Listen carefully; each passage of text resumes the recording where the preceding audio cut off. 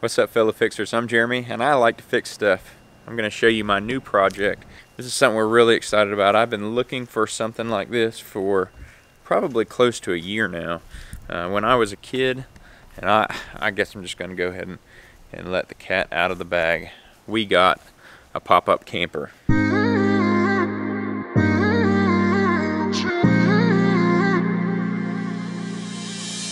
were my best friend. Didn't care about the rules, good on the weekends. So when I was a kid, we used to go camping every summer for a week, and now we've got a camper, and it's old, I will tell you that. I'm one of those people that is not going to buy something brand new because I know what depreciation is going to do. And so this is a 2001 pop-up camper by Rockwood, and I'll be honest, it needs some work, a little bit.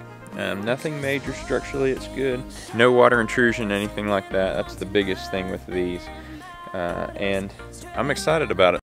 Tell me what you think about camping. I think I would want to go camping, and it's probably going to be fun. So I'm just going to see if it's fun or not. But if it is, I might just camp and then come back home with chickens and eggs. But are you excited? yeah, that's all I have for you. But today I have to go to bed, so see you on the next video. Alright, so let me show you some of the things that I have done and am doing to this pop-up just to make sure that it's watertight. That is the biggest thing with any camper. If you're going to buy a pop-up, if you're going to buy a trailer or an actual motorhome, it's got to be watertight. These things, they leak, and so you always want to check all of your seals and make sure that you get everything watertight, because water is your enemy with a camper. So let me show you what I'm doing here. Alright, so I've already gone. The biggest thing with this camper was all of the corner pieces, which are these things, were cracked and broken. Now, from what I can tell, there wasn't much water intrusion that got in there because there was a whole thing of sealant on this corner. So thankfully we didn't have any water damage, but I went ahead and pried the old pieces out. I basically had to take the screws out and peel it because this will tuck back under here. So I'm going to replace these, but I'm also going to replace these trim seals right here. So underneath this are some screws which hold this top bracket on. Well, this is dry rotted. If I come over here, you can see when I tried to get this corner piece off, this broke. So I'm going to go ahead and replace all of that, and I'm going to do it on everything on the back side, and on the other sides there's that. Now all of these metal places right here I have sealed. Alright, this is what you have to use for sealing your edges. Don't use, silicone's okay, but don't use it on a camper because there's too much movement. You want to use this. It's Dicor. It's a product by Dicor, and it's a lap sealant, non-leveling, non-sag. So this is what you want to use on your seams. They have another product called self-leveling lap sealant, and that you would use like on the roof around vents or any screws on your roof. You would just squirt some of that stuff on it. So definitely get this product if you have an RV that you've got to seal. This is called 3-in-1 RV rubber conditioner. I'm going to use this on the slide out. So there's some rubber sealants that seal that slide out. I'm going to use this on that, and again, I'm going to put links to all this stuff in the description. It's a new tail light that I'm going to swap out. This one actually has a place where you can mount a license plate that was missing. Another tail light that was broken and cracked over here. They've taped it up with some rubber tape. The propane hose is broken. It actually looks like somebody drug it on the ground. So I'm going to replace that. I went ahead and got a 30 amp to 110 converter. Put that on there. And then a few other things. I'll show you what I got right here. Alright, so all of these little wire keepers were just dry rotted. You can see here it's just in terrible shape. So I went ahead and got 3 new ones of these. This one's actually for propane. And I'll show you how to put those on. You actually have to use a product called Butyl Tape, which is sort of like a rubbery gasket that you put behind it, and then when you screw this on, it seals it tight. This is the one that the seller warned me about. This actually goes up and plugs in to the roof up there so that it can run the air conditioner. But notice the back is gone, and so this thing likes to fall back down in there. So this is the big one that I need to get replaced, and I figured I'd just go ahead and replace the other 2 while I was at it. Alright, we'll go ahead and take these screws out.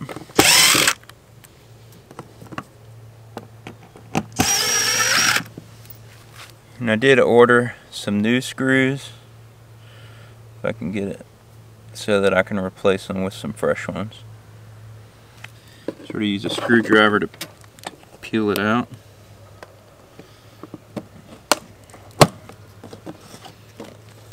Just like that. You want to get all that old Butyl tape off.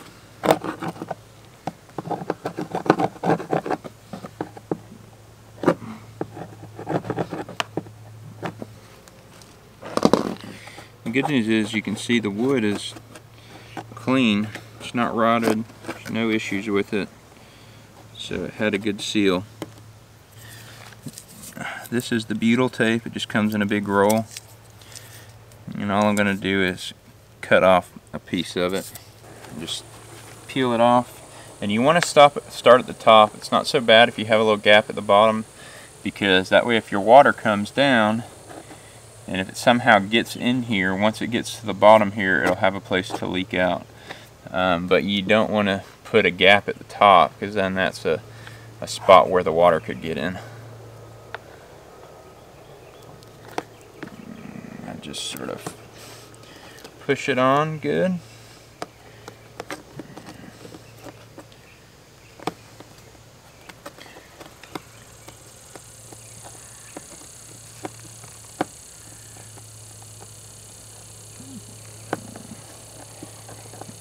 I like to see where that bottom screw hole is,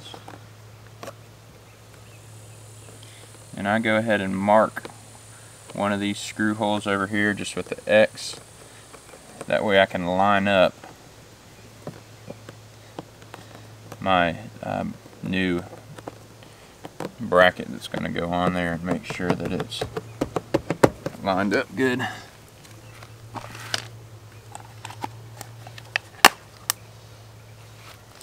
Here's the new one. Stick it through. Now I can line up my bottom hole.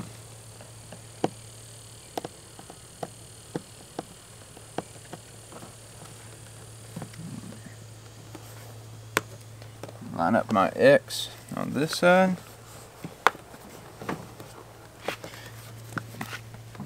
Push it in, make sure it gets a good seal.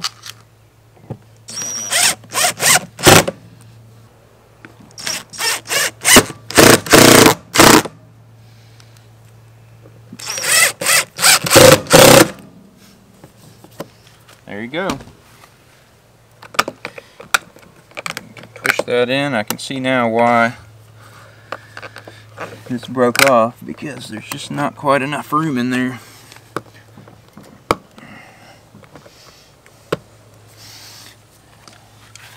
And I'll just take my utility knife,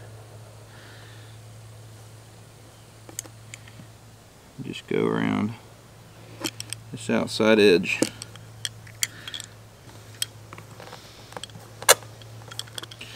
Much like plumber's putty.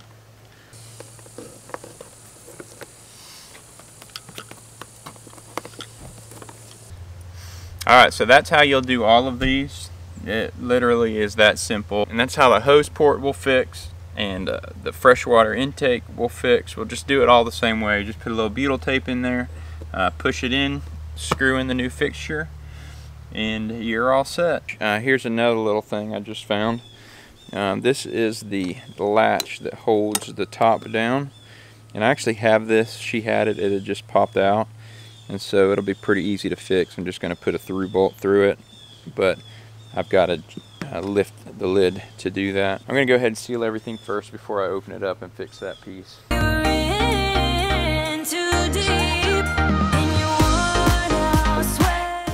Clearly somebody drug it down the road.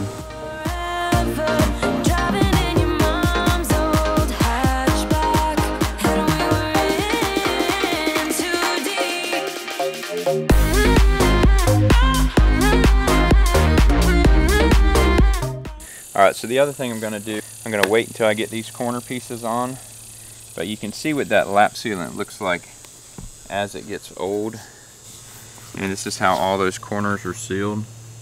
So I will end up cutting this off and putting new on whenever I put that corner piece on, but I also want to wait, and I'm going to seal this top all the way down this rail on both sides just to make sure that it's nice and sealed. But this stuff turns into almost like a rubber. It's pretty good stuff. Definitely better than silicone. So definitely use that.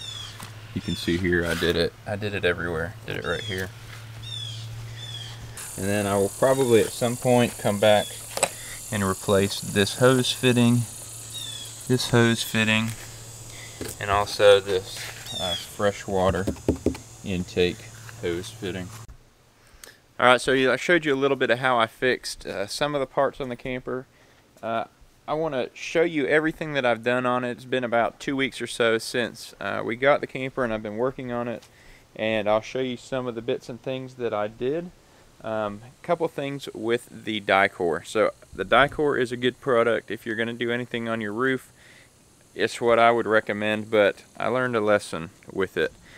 And that is that it's not like caulking in that, you know, normally when I caulk a seam somewhere, I'll use my finger and just move my finger down to make a nice smooth edge. Dicor is going to shrink a little bit, and so the best thing to do with it is almost to go over sloppily on it.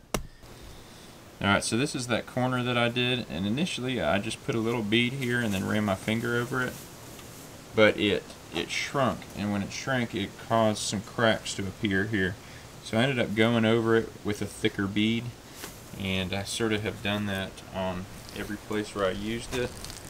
You can see here, this was the one place that had a little bit of rot, and so I put some new stainless steel bolts through this into the inside with a large washer because the inside was rotted just a little bit, and then I just basically went over it with a lot of that Dicor just to make sure that no water is going to get in right there.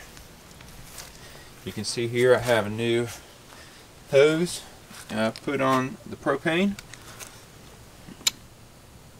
Underneath here, if I can brighten this up, you can see what I've done with that tape. This is sort of like flashing tape you would use around a window, but I've basically gone just on the underside of this so that as water sheds down here, it's going to stay on top of that tape and go down underneath it. I've replaced all of these trim mold seals, and this is 3/4 inch, and the one on top here was 1 inch, but they're all now that nice soft rubber. Here you can again see that Dicor product. Replace both of these. Replace this fitting here with a new one. I actually haven't been able to find this exact piece, but this is the drain for the sink, and it looks watertight, so I'm not that concerned about it quite yet, but it is definitely sun rotted. You can see here I Dicored around this part so it wouldn't leak. I replaced this piece here. I went through, this is actually a slide out. This whole area right here comes out. And so I went through all this rubber with some of that conditioner. And fixed all of this part here. Replaced these lights and replaced this light as well. This was the only other spot that I found any sort of wood rot, and that was on this spare tire mount. There was a little bit of water intrusion here, so I went ahead and pulled off this entire bracket, and I die-cored all around the back side inside the holes, and then reattached everything, so that should not leak anymore.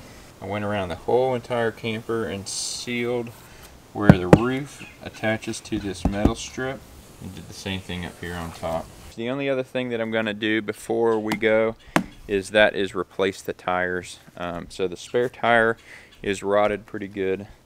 The passenger side tire there's hardly any tread left on it. The driver's side is not too bad. So what I'm going to do is I'm going to move the driver's side tire to the spare and then replace the two main tires. Other than that, everything works on this camper. The air conditioner works, the fridge works. I'm trying to think what else. The converter works. So converter is what charges the battery and also converts 110 AC from the 30 amp plug-in to 12 volt. You would use the lights. And so that works, no issues with that. There's a heater. So one thing I haven't tested. And there's also a stove. And the stove was in rough shape.